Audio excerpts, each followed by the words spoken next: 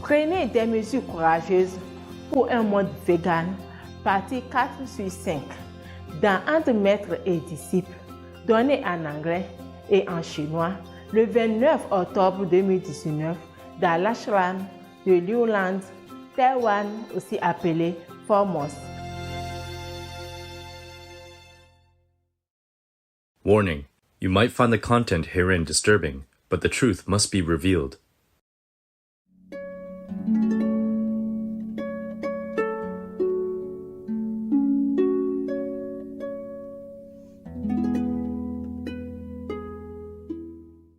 I was in a mountain called Yangmingshan. It's a national park. It's beautiful, yeah, isolated. And I lived in a tent then. It's so cold, so cold, so cold. Very, very, very, very, very, very cold. And it doesn't feel like the mountain is very high because you keep driving up, up, up, you know. The slope slowly ascended. So when you were in the top of a mountain, you don't feel like it's very high. And some part of the top of the mountain are flat. Yeah. So a long time ago, some people had house on this mountain. They are not allowed to build anymore nowadays, of course, because it's became national park. It's become so flat, you know.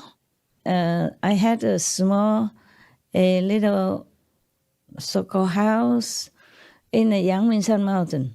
And you have to walk very long way, driving up to the top already, and still have to walk up at the steps. I don't know how many thousand steps, or at least hundreds of steps, and then walk along again, and steps again, and walk again. I don't remember how long. Maybe at least it take. 有没有人记得？20分钟。20分钟，从下面啊，从这已经屋顶了啊。OK，20分钟是你们走的，我走的话最少40分钟。I just asked, and your Taiwanese brother told me that took 20 minutes, but we are already at the top, and then it will take another 20 minutes to walk up. I say it's his 20 minutes. For me, it's maybe 30, 40 minutes or 1 hour. Some of my assistants say 1 hour because she walk and then she has to take a rest in between. Yeah. Over there is truly nothing, but it's a big flat land, big enough for me. They have even a bamboo grove on it, flat. Yeah. And the Taiwanese, Taipei disciple surprised me with a 6-corner kind of house. And the bedroom is on top, hidden, yeah. And then downstairs there is a big enough for me. Of course, I'm a small person, so whatever they build is big. It's like a pavilion, you know. You saw it sometimes in some of my cooking show that they show, or some of the show they show where I do some painting, and that pavilion, yeah. And on top there's a bedroom small, and then they even make a water sprinkle system on top of the roof, because they are so loving. One of the brother of yours, he went to Australia already with his family, yeah. But he built that with the other brother and sister from Taipei or other part also, but mainly it was him. He's a builder, so he built that. They make a sprinkler system on top of the roof because they heard one time I said that I love rain. So that's his magical raining system for me. It also cool down the roof, you know, in summer, yes. So we don't have aircon or anything. I don't remember that. We have fan, yeah. And I cook on the pavilion, you know. The pavilion is all empty. There's no screen, no door, nothing. And I remember the mosquito, a lot of them in this bamboo grove. But they never touched me, never. And I don't remember any of the nearby assistant to me has ever been bitten by the mosquitoes. But I saw them, group of mosquito dance, you know. Dance groups together in different places in the bamboo grove. I saw that. But I just saw it a few times because I don't notice them, because they don't bother me. It's funny. And nowadays, they even beat me in the city. Yeah. Anywhere. It's funny. I don't know if my blood became sweeter or my karma became more attractive. Oh, could be both, huh? Yeah. I really love that place. When I went up there before, I didn't have a lot of disciples then. I was working for the refugees from there and then going down. That's why I had to leave that place. I never wanted to leave that place. I feel like I'm so very detached from everything in the world, from anything that I wanted. It's a very simple place. Just have a bedroom. I don't remember have a bed. Just sleep on the floor. And they have water connection. Electricity even. Can you believe that? Magical people. This group of people. I remember. He was a builder. I was a well-off person in family. They cannot offer me any money. I don't accept. So they just went up there. Yeah, that place is a private land, I think. I don't remember asking. I presume that is a private land because there's a bamboo growing. There's a big grove in it. And there are other fruit trees as well. You know, these are old time when people already have it before it became national park. And of course the government still allow them to continue to cultivate or plant things or build a little hut. They cannot build big house with concrete and cement and all that. But a little wooden hut to be okay.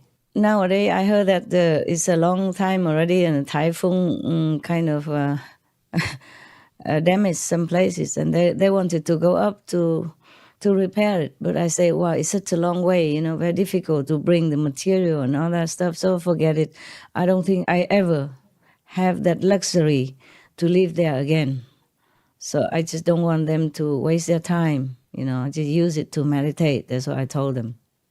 I'm not sure if meanwhile they sneak up and repair it or not for souvenir, you know.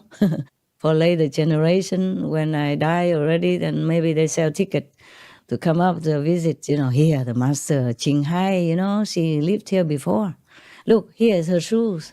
There's where she cooked, you know, that's what they do with a dead person. Houses or residence, right? Okay. I imagine there were maybe throng of people, you know, walking up these difficult steps and long way up and then paying homage or take photos or touch here, touch there for blessing. Maybe they make a statue of me standing in the middle of the room or something, greeting the tourists. That is a 20 minutes walk from already on top of the mountain, you know, where you already park your car far away, you know, because your car cannot go up and you have to climb up many steps already. And then you can continue going further, yes. I used to have a little storeroom there, you know, 2x2, you know, they use some metal sheet, you know, to cover around, you know, just to wrap around and then put a roof on top. I used to live there next to a stream. We have a stream there. That's what I loved about it. I didn't have a lot of money at that time.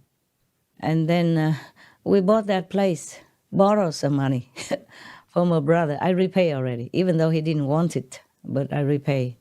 I said, I don't take anything, so please accept it. It's not much. It's very little money to buy that little place. And we're not allowed to build anything. So just a few sheets of metal, they somehow connect it together, make it into a square room, and a few sheets on top. You know, easy to demolish anytime. And then we have a big tent, you know, make it a canvas tent, you know, with bamboo stuff, whatever we have. Even at that time, we're already working. We're in a small group, but already working. You know, we're distributing leaflets or small leaflet news for people or for the disciples, so they continue to study the teaching and continue to be inspired, you know, and encouraged to meditate, yeah, and to keep the vegan. At that time, it was vegetarian. I don't ever drink milk, and I never thought of milk as something bad. Later, I saw how devastating, how cruel, how inhumane practice of keeping cows in small pens without any turning around possibility and chain and all that. Oh my God. Then I don't let them drink milk anymore. Even milk may be considered vegetarian. Yeah, it's not killing, but still the treatment of cows is so inhumane. It's not the way I saw it in my country. Vietnam. We don't do that. Yeah, the cows or the ox, they just roaming around in field, yeah? And maybe they help with the hard work, carrying things for the farmers or plow in the field, during season, now and then in season. They have their own house, they go in there and they coming out in the morning with the cow boy and then go grazing, mostly leisurely and well fed, well taken care of, yeah. Because the farmers in some rural areas, they depend on the cows and the ox, so they treat them very nicely, yes. There's never beating or forcing of any kind. Not that I saw, okay? And when I was in India, I saw the cows running around everywhere like people. And if a cow or ox, happen to be having a nap in the middle of the street or even highway, all the cars stop. You know that, right? Even if you don't see it, you saw it in films. I saw it with my own eyes everywhere I went in India. Cows are respected and loved like people. They even touch the cow's feet or touch the cow's, behind. And then they put their hand on their forehead as a sign of respect. Because in India, according to Hinduism, cow is holy. They give milk to children. In those times, we didn't have many facility or alternative. So the cow give milk to many children and raise them up. So they consider the cows like a surrogate mother, like a second mother in India. And still nowadays they do that. When I was there, they do that. Yes. And they feed the cow too for whatever they have. Sometimes they have leftover vegetable, they just throw it on the street, the cow eat them. And the cows are free to roam anywhere. And people have to give way to cows, not cows give way to people. All the cars stop until the cows finish with his or her siesta and stand up, and stretch out, and lazily walk into the meadow next door or next to the street and graze around there or lay there. Yeah, that's what I saw. So I have never thought that milk can be anything harmful. And also, I studied Buddhism before. When the Buddha first came out of his samadhi, he was very weak because he was following the extreme kind of practice that he learned from someone else. They say they have to really starve themselves, or don't eat, don't drink, and that. Just meditate, and then they get nirvana. Later on, the Buddha realized that it's wrong. And then he stepped out of that, and then the first person he encountered was a lady who gave him some milk to drink. And that's how he regained his strength. And he continued to go learning and practicing more. And that's how I thought milk was okay. But later, when I see the modern time, animals industry is so inhumane, so wicked, so gruesome, so barbarous, that of course we don't take that anymore.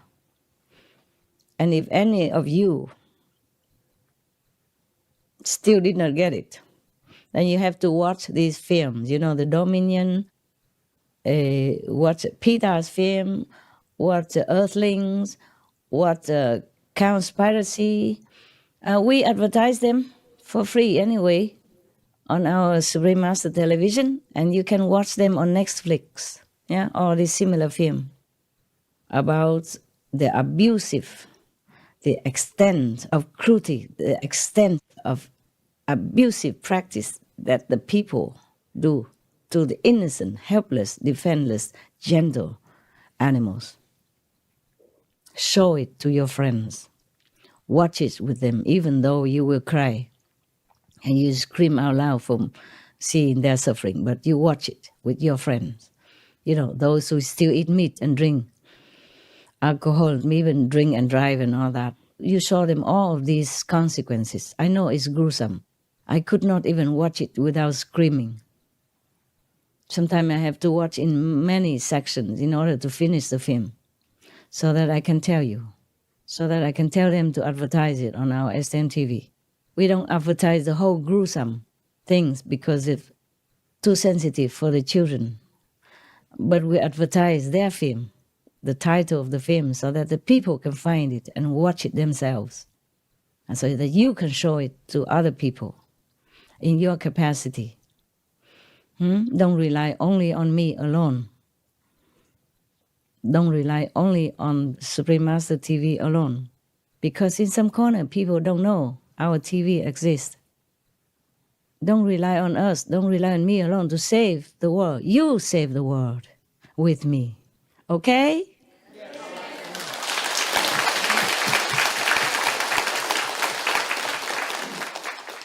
I told you that 53% it came from master power, you know, through the lectures, through the things that she embedded on the host, through the God's blessing together. That's a Supreme Master Television, bless the world. But every drop counts in the ocean. Every drop makes the ocean. So please, save the world with me. Help the animals who are suffering without anyone to rely on, without anyone to defend for them, without a voice to speak out, to scream out for their suffering. Every time I cannot bear. I have to block my intellect many times. Otherwise, I'll be crying all day and suffer so much, knowing the suffering of the animals. I have to block some way. Otherwise, I cannot function. I cannot work for the Supreme Master Television. I cannot work for you. I cannot work for the world. I have to be strong and tough. But I'm not always tough. In the corner of my room, my cave, alone, I cry many a time just to release some of my anguish. Yeah, I just cry naturally without thinking, without even knowing that I'm crying. Please do help. Help in any way you can. Show your friends a gruesome practice of animal industry, of how we as a human lost our humanity, lost our humane quality, lost our compassion, lost our sympathy. We lost everything if we lost love.